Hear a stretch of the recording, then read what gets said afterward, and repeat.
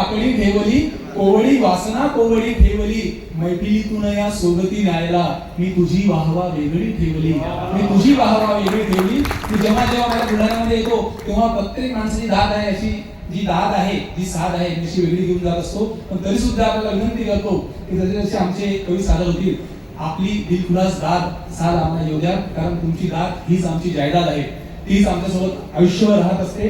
आणि महत्वाचं म्हणजे की आपण बुलढाण्याचे लोक आहात, याच नातीने ताराबाई शिंदे लिहिलेला स्त्री पुरुष समानता हा विचार करणारा ग्रंथ महाराष्ट्राला दिला होता.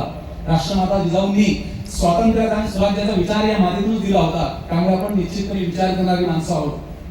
त्यामुळे पुढच्या 2 तासासाठी तुमचे आणि आमचे विचार जर जुळले तर या मैत्रीमध्ये नक्कीच रंग येणार आहे. त्यामुळे आयुष्यात विचार जुळणं फार महत्वाचे असतात. माझा मनोज मद्रासी नावाचा एक मित्र आहे.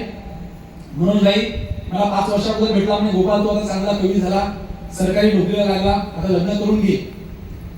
म्हटलं लग्न करायचं आहे आणि मुलगी कशी पाहिजे? म्हटलं आपण कवी आहोत, मी बुलढाण्यातला माणूस आहे, इथं विचार फार महत्वाचा आहे. माझा एकच विचार आहे, एकच अट आहे की आपलं लग्न ज्या मुलीशी होणार आहे तिच्याशी आपले विचार जुळले पाहिजेत. आपली दुसरी काहीच अट नाही, आपल्याला होणार नको, काही नको, आपले विचार जुळले पाहिजेत. म्हटलं कारण मी बुलढाण्यात राहणारा माणूस आहे, बुलढाण्यात जन्मलेला माणूस आहे. ठीक आहे म्हणे, पाहणं सुरू कर. ती मुली पाहणं सुरू केलं, 1 वर्ष झालं. 1 वर्षाने मनोज भाई मला भेटले, म्हणजे गोपाल भाऊ लग्नाचं कुठपर्यंत झालं? म्हटलं काहीच झालं नाही. म्हणजे प्रॉब्लेम काय? म्हटलं प्रॉब्लेम तोच आहे की आपले काही विचार कोणाशी जुळून नाही राहिले, आणि आपली अट एकच आहे की आपले विचार त्या माणसाचे जुळले पाहिजे. म्हणजे ठीक आहे, चालू ठेव. अजून 1 वर्ष झालं, अजून 1 वर्षाने मला कशा भेटले मनोज भाई, म्हणजे काही झालं का? म्हटलं अजून काहीच नाही झालं. म्हणजे प्रॉब्लेम काय? म्हटलं प्रॉब्लेम तोच आहे की आपले काही विचार कोणाशी जुळून नाही राहिले. अजून 1 वर्षाने भेटले, म्हणे आता तरी झालं का? म्हटलं नाही, अजूनही झालं नाही. प्रॉब्लेम तोच आहे की आपले विचार काही कोणाशी जुळून नाही राहिले. मग त्यांनी माझा नाच सोडून दिला. ते 2 वर्षांनी मला भेटले, की आपल्याला बाजारातून चाललो होतो, बायको माझ्या मागे बसली होती, आवाज दिला, गोपाळ थांब थांब थांब. कोण आहे म्हणे? म्हटलं बायको आहे. आणि कोणाची आहे? म्हटलं माझीच आहे.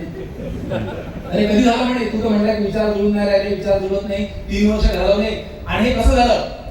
मग मी मनोज भाईला सांगितलं की त्याचं झालं असं की तिचे कुणाशी विचार जुळत नव्हते, कुणाशी विचार जुळत नव्हते. या गोष्टीवर आमचे विचार जुळण्याने अजून 1 वर्षात मनोज भाई भेटला, सगळं व्यवस्थित सुरू आहे. म्हटलं सगळं व्यवस्थित सुरू आहे. म्हणे मुलबाळ किती आहे? म्हटलं काहीच नाही. म्हणे प्रॉब्लेम काय आहे का? म्हटलं पुन्हा या मुद्द्यावर आमचे विचार जुळून गेले. त्यामुळे मित्रांनो, आयुष्यात विचार जुळणं फार महत्वाचे आहे. त्यासाठी आणि तुमचे आणि आमचे काही लोकांचे विचार जुळले तर या मैत्रीमध्ये रंग येणार आहे. म्हणून आमचा जयदेव बिबी नावाचा शायर मित्र म्हणतो की प्रौढ झाले मन जरा नादान कर, वय जरासे छाटूनी नुकसान कर. की प्रौढ झाले मन जरा नादान कर, वय जरासे छाटूनी नुकसान कर. सांबळ्याची ढोलकी बनवेल मी, तू अगोदर काळजाचा काम कर, तू अगोदर काळजाचा काम कर. हे कवी पुढच्या 2-3 तासासाठी आपल्या सांबळ्याची ढोलकी बनवून वाजवायला तयार आहे. फक्त तुम्ही काळजाचा काम करून ऐकला पाहिजे, अशी माझी आपल्याला विनंती आहे. लोक हळूहळू येणार आहेत, कारण